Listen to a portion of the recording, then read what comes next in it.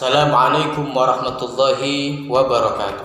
Nada semuanya, mudah-mudahan Allah berikan keselamatan fiddin wa dunia wal akhirah. KD yang kita bahas hari ini adalah menganalisis perkembangan peradaban Islam pada dinasti Umayyah. Perlu Anda ketahui bahwa di dalam Islam ada sebuah urutan rentetan kepemimpinan. Yang pertama, Islam itu dipimpin oleh Rasul Sallallahu Alaihi Wasallam. Yang kedua, Islam itu dipimpin oleh Khalifah Abu Bakar As-Siddiq radhiyallahu anhu. Yang ketiga, Islam itu dipimpin oleh Khalifah Umar bin Khattab radhiyallahu anhu.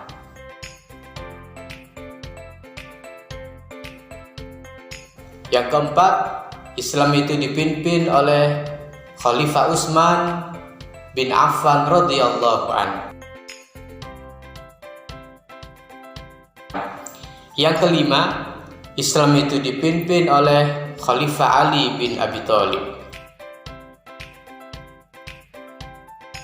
Maka rentetan khalifah di dalam Islam mulai dari Abu Bakar, Umar, Utsman, dan Ali adalah tergolong dengan sebutan Khulafaur Rasyidin. Untuk selanjutnya, Nanda perbedaan antara khalifah pada dinasti Umayyah dengan khalifah sebelumnya, yaitu pada masa Khulafaur Rasyidin. Khalifah pada Khulafaur Rasyidin, sistem pemerintahannya adalah sangat demokratis. Artinya memilih khalifah atas dasar musyawarah mufakat dalam hal memilih khalifah. Maka di dalam Islam cenderung semua manusia mempunyai derajat yang sama. Sedangkan pada khalifah dinasti Umayyah, sistem pemerintahannya adalah monarki. Pada khalifah dinasti Umayyah sudah mempersiapkan putra mahkotanya untuk dicalonkan menjadi khalifah. Maka cenderung pada khalifah ini, sistem pemerintahannya ini adalah sistem kekeluargaan. Maka untuk selanjutnya adalah dinasti Umayyah. Di dalam dinasti Umayyah ada 14 khalifah yang pernah memimpin di masanya. Yang pertama yang menjadi khalifah pada dinasti Umayyah adalah Khalifah Muawiyah bin Abi Sufyan.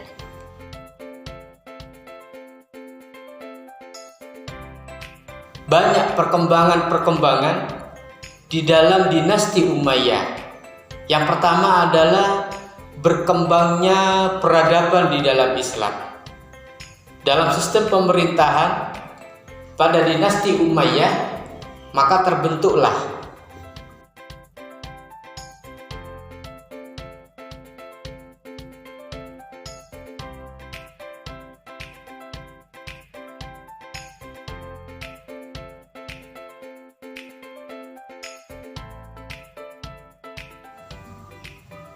perkembangan dalam dinasti Umayyah. Pertama, berkembang dalam hal kebudayaan atau peradaban dalam Islam.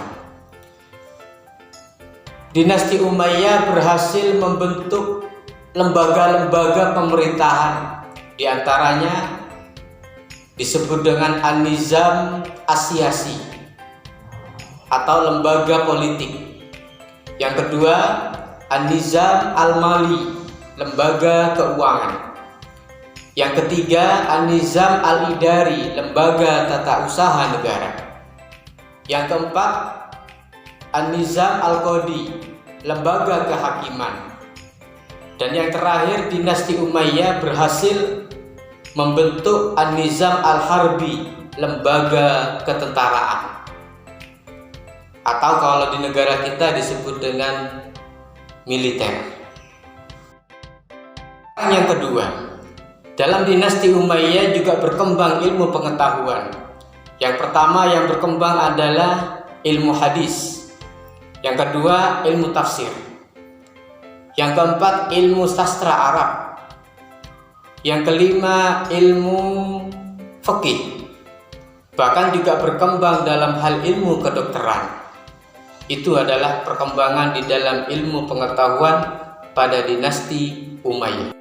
Yang terakhir Nanda adalah kesimpulan tentang perkembangan dinasti Umayyah.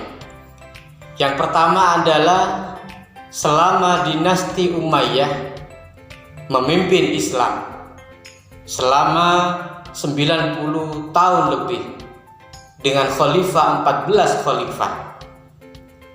Di situ menghasilkan sebuah perkembangan, diantaranya adalah satu, berkembangnya dalam hal peradaban Islam. Yang kedua, berkembang dalam hal ilmu pengetahuan. Kesimpulan yang kedua,